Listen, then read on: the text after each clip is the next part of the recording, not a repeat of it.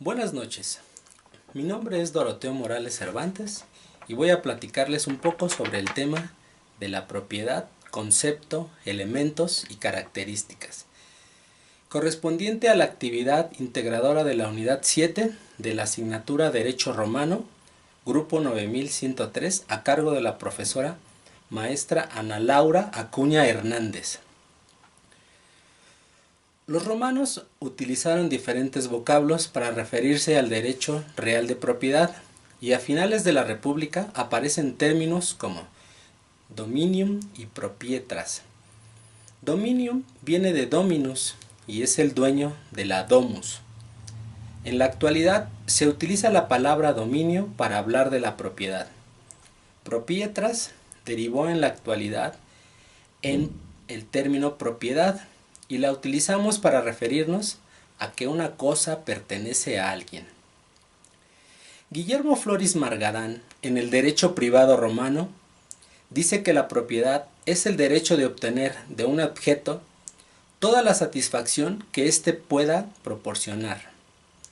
El derecho de propiedad le otorga a su titular el ius utendi, o derecho de usar el objeto, el ius fruendi, o derecho de aprovecharlo, y el ius abutendi, o derecho de disponer del objeto hasta agotarlo, es decir, hasta que se consuma o hacer con él lo que queramos, como donarlo, enajenarlo o prestarlo. El derecho romano reguló la propiedad privada, otorgándole facultades amplias al propietario, pero también le puso limitantes en atención al interés social. Por citar algunos ejemplos de estas limitantes, son que se le prohibía al propietario enterrar o quemar cadáveres dentro de la ciudad, le prohibía que desviara el cauce natural de un río que pasara por su propiedad. También debía dejar recoger los frutos de otro dueño que hubieran caído en su terreno, o que las construcciones del vecino no debían oscurecer la casa del otro. En el derecho romano existían dos reglamentaciones para la propiedad. La primera la estableció el derecho civil y se llama propiedad quiritaria. Posteriormente, con el derecho honorario se estableció la propiedad bonitaria. La propiedad quiritaria exigía el cumplimiento de ciertos requisitos: que el sujeto fuera ciudadano romano. 2. Que la cosa fuera comerciable. 3. Si era un inmueble, éste debía estar situado en suelo itálico. 4. La transmisión debía hacerse por los medios establecidos por el derecho civil, como por ejemplo la mancipatio o la iure cessio. La protección procesal de la propiedad quiritaria se lograba por una acción reivindicatoria, reivindicatio, que era una acción que el propietario tenía en contra de un tercero para pedir que se le reconociera su derecho.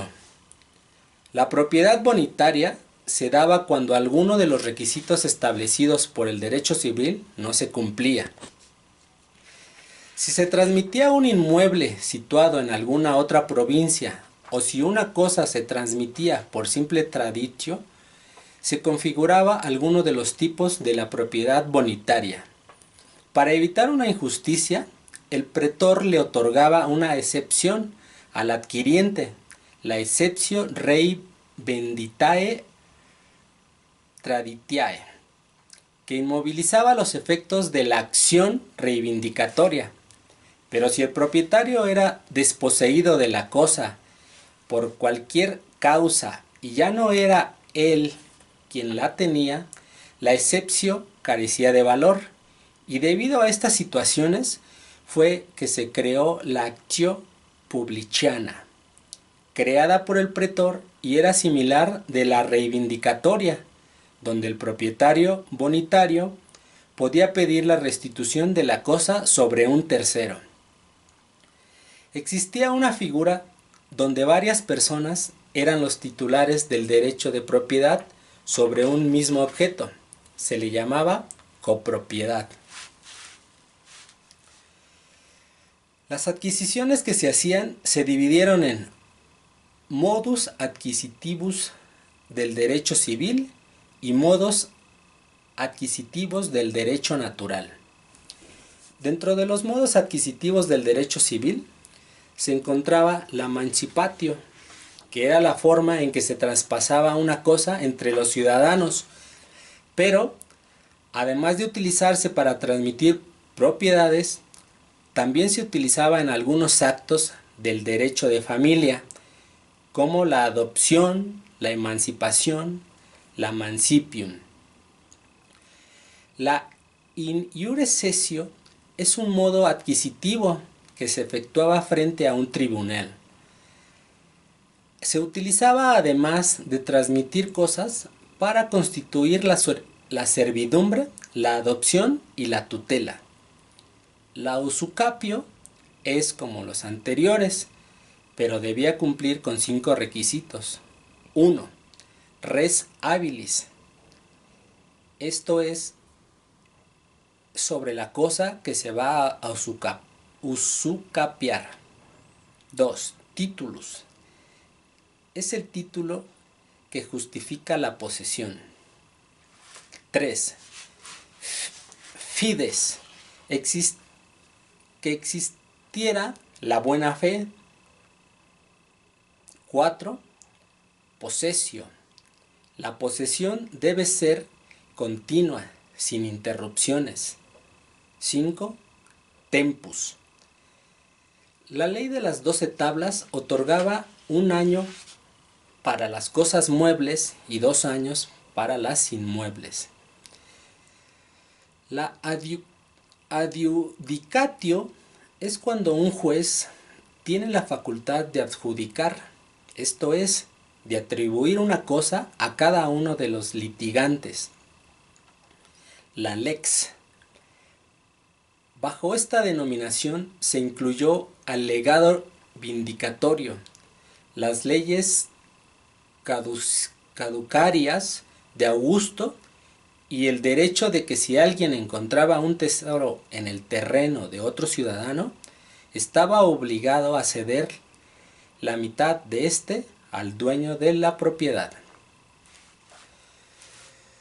Dentro del modo adquisitivo del derecho natural se encontraba la traditio, que es cuando se entrega una cosa de parte de alguien hacia otra persona. La ocupación, esto es cuando se adquiere una cosa apropiándosela, pero ésta no debe tener un dueño para que se pueda apropiar. La accesión es cuando una cosa se adhiere a otra de manera inseparable, y en este caso el dueño del conjunto será el propietario de la cosa principal. Esta es definitiva, aunque se debe indemnizar al dueño de la cosa accesoria. Habían 3 tipos de accesión. 1. La unión de una cosa mueble a otra cosa mueble, como por ejemplo la escritura, que es la escritura sobre papel o pergamino. 2. La unión de cosa mueble a cosa inmueble, como por ejemplo la satio, que es la siembra de semillas en un terreno. 3. La unión de cosa inmueble a otra cosa inmueble, como la aluvio o aluvión, que consiste en el incremento en un fondo ribereño por el movimiento del agua. La especificación, que es cuando una materia prima se transforma para formar una nueva especie, como por ejemplo las uvas se transforman en vino. La confusión y conmixtión. Esto es, si la separación es posible, cada propietario conserva su objeto de origen, si no lo fuere, surge una copropiedad entre ellos. Es así como concluyo el tema propiedad, concepto, elementos y características correspondientes a la actividad integradora de la unidad 7 de la asignatura Derecho Romano 1, grupo 9103, a cargo de la profesora maestra Ana Laura Acuña Hernández.